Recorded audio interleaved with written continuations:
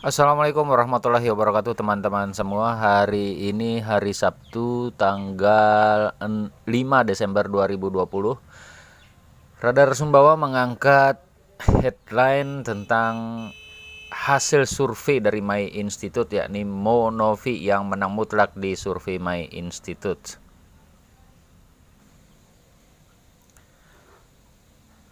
Kemarin bertempat di sebuah hotel, My Institute yang bekerja sama dengan Olat Marasi Institute menggelar jumpa pers untuk merilis hasil survei yang dilaksanakan pada bulan November kemarin.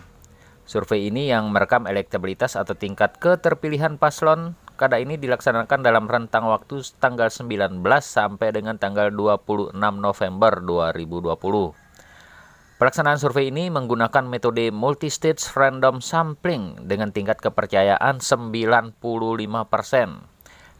Margin of error-nya yaitu 2,6% dengan sampel 1.200 responden dari total populasi 337.145. Ini sesuai dengan daftar pemilih tetap yang dikeluarkan oleh KPU Sumbawa. Hasilnya, elektabilitas pasangan nomor 4 Haji Mahmud Abdullah dan Dewi Noviani Monovi masih menjadi yang tertinggi di angka 29,3%.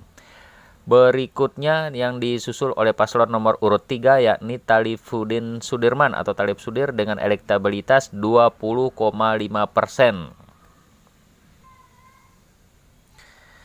Yang menarik di peringkat ketiga ini adalah pasangan Nurdin dan Burhanuddin Jafar Salam atau Nur Salam. Ini sama dengan posisi yang ditempati oleh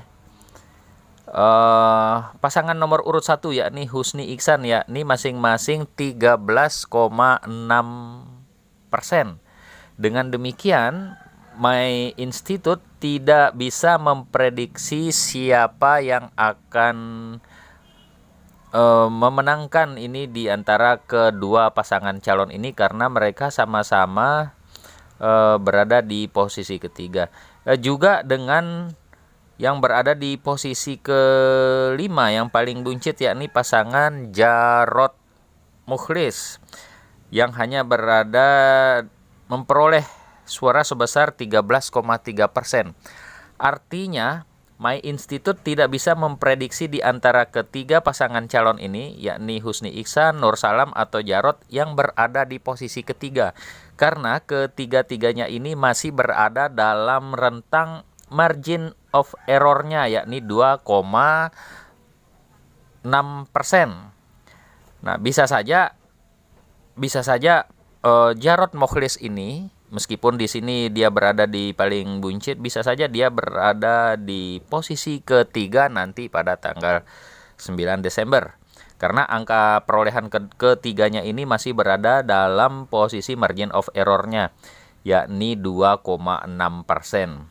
Namun, terhadap posisi yang pertama dan posisi kedua, yakni Monovi dan Talib Sudir ini, My Institute bisa memprediksinya sebagai posisi ke-1 dan posisi kedua. Sementara berita lainnya, saudara-saudara sekalian, adalah Gubernur Zulkifli Mansyah yang menyerahkan 200 ekor sapi di Kecamatan Labangka.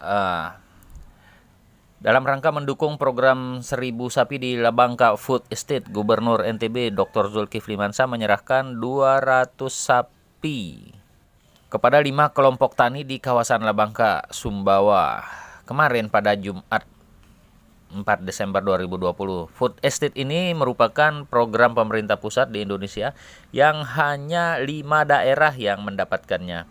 Nah, dari 5 daerah se-Indonesia tersebut, NTB mendapatkan 2 proyek. Yang pertama di Pujut, Kabupaten Lombok Tengah, dan yang kedua di Labangka, Sumbawa. Menurut Gubernur, 200 sapi ini merupakan awal yang baik. Ke depan jumlahnya akan terus bertambah, kata Gubernur. Berita lainnya adalah COVID yang terus mengancam Ketua DPC Partai Nasdem Kabupaten Sumbawa Haji Asad Abdullah meminta pemerintah lebih serius lagi karena penambahan kasus ini tidak mungkin berhenti manakala penanganannya masih seperti saat ini. Penegakan pendisiplinan protokol kesehatan sekarang semakin lemah, kata Asad Abdullah yang mantan Kadis PU Kabupaten Sumbawa ini. Edukasinya lemah, kalau bisa semua kegiatan yang sifatnya tidak terlalu penting agar dilakukan secara daring. Tandas anggota DPRD Provinsi Dapil Sumbawa itu. Nah, sementara yang lainnya adalah personil Satlantas Polres Sumbawa saat ini yang menggiatkan patroli Blue Light.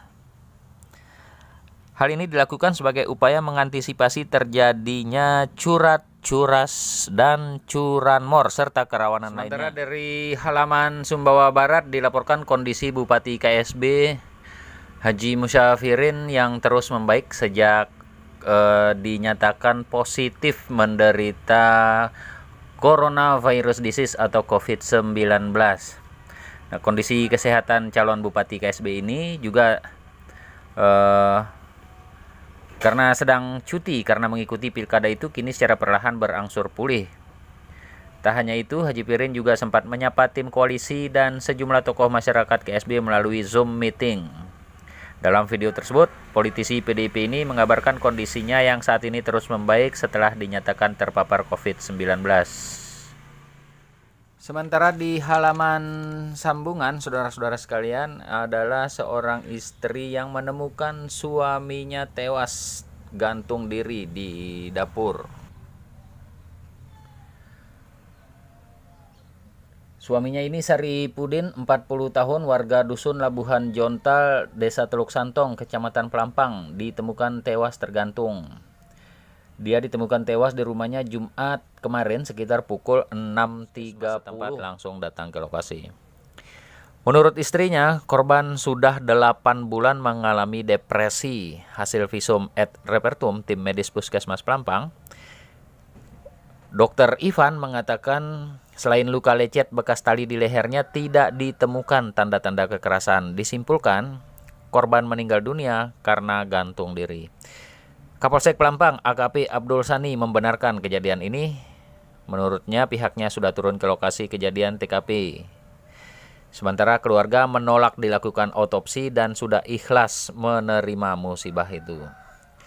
Hal yang menarik lagi lainnya adalah sebanyak 3.278 guru honorer yang diusulkan jadi pegawai P3K di Dinas Pendidikan Kebudayaan NTB telah menyerahkan usulan guru honorer untuk diangkat menjadi P3K. Nama-namanya sudah ada di BKD, kata Sekretaris Dinas Dikbud NTB Haji Muhtadi Hairi kemarin. Jumlah guru honorer yang diusulkan ke BKD sebanyak 3.278 orang yang terdiri dari guru SMA dan SMK sebanyak 3.023 orang dan sekolah luar biasa sebanyak 255 orang. Nah, ini kabar gembira bagi teman-teman guru honorer di SMA dan SMK ya yang di bawah naungan Dinas Dikbud Provinsi NTB. Selain itu lagi di halaman Nusa Tenggara Barat ada Pemprov NTB yang mengajukan raperda tentang rencana pembangunan industri komoditi NTB yang terus meluncur ke pasar global dan 10 grand finalis PR Ambassador 2020 yang bersilaturahmi dengan Ketua TPP KKNTB Hajah Niken Widiawati Zulkifli Mansyah di Pendopo.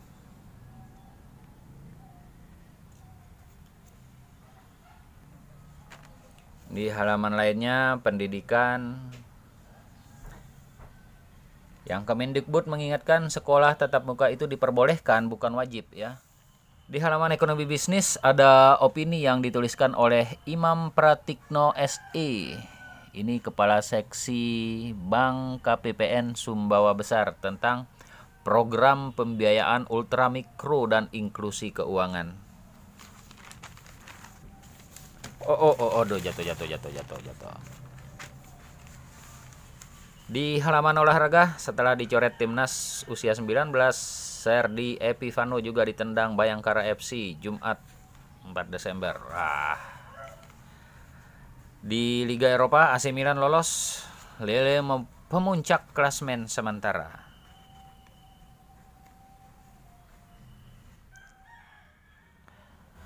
Nah, demikian sekilas berita-berita yang ditampilkan oleh Radar Sumbawa edisi Sabtu 5 Desember 2020.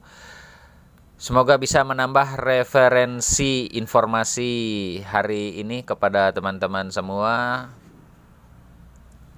Assalamualaikum warahmatullahi wabarakatuh. Tetap semangat.